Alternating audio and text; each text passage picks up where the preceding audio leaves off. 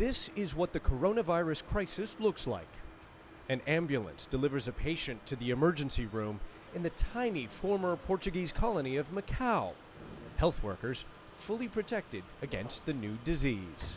The authorities in Macau aren't taking any chances. They are informing the public that if you suspect you have symptoms of coronavirus and that you've been in touch with somebody that you fear may also be sick somewhere in mainland China, call for an ambulance which will deliver you here to the emergency entrance of the city's main public hospital.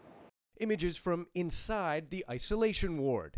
At least 7 patients are being treated here.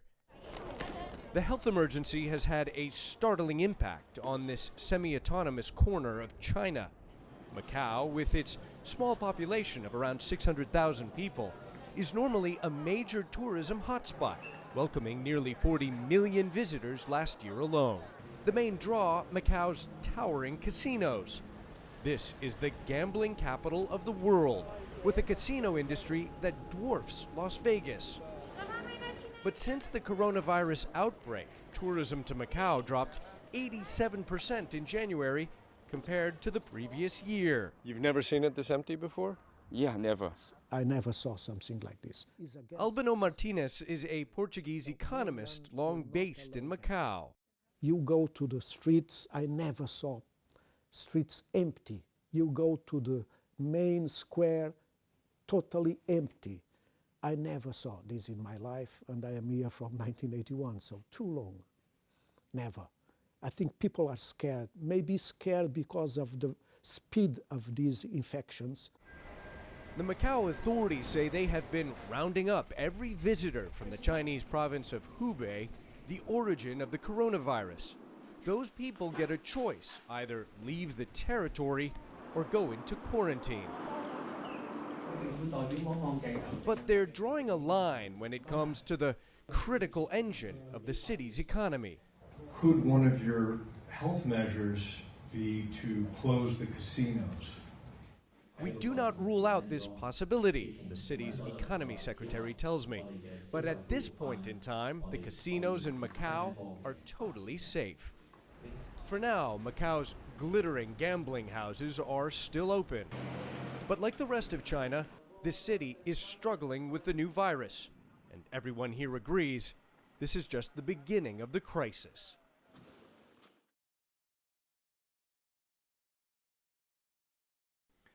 The Chinese authorities' next big challenge is to deal with this post-holiday travel crunch. Now remember, the national holiday celebrating the Lunar New Year will officially end on Sunday. That means millions of people will be on the move again to come home after visiting family and friends and traveling elsewhere. Now this travel crunch will be smaller in scale compared to what it normally would be, because remember, a lot of local governments have announced further delays in reopening their schools and businesses.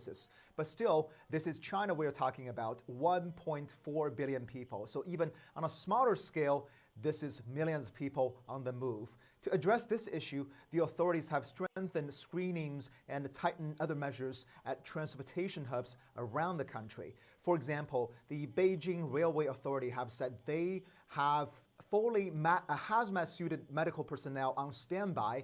In the past few days, these medical personnel have been sent to train stations, platforms, whenever they receive the reports of people displaying symptoms of the virus on board. So these personnel were able to help evacuate the trains while transporting these suspected cases to dedicated facilities for further checks and possible quarantine. Now, one thing about this virus is as it goes more global, with the declaration from the WHO designating this outbreak as a global health emergency, more and more international airlines are also canceling, suspending services to and from China. So that has created a lot of problems for Chinese travelers as well, with many of them stranded overseas, especially those from the epicenter. So to address this problem, the Chinese government has announced they will be sending special charter flights to overseas destinations to pick up these passengers and fly them home. And already they have announced 2 such flights on Friday, one to Thailand, one to Malaysia, to pick up stranded passengers and fly them back to Wuhan.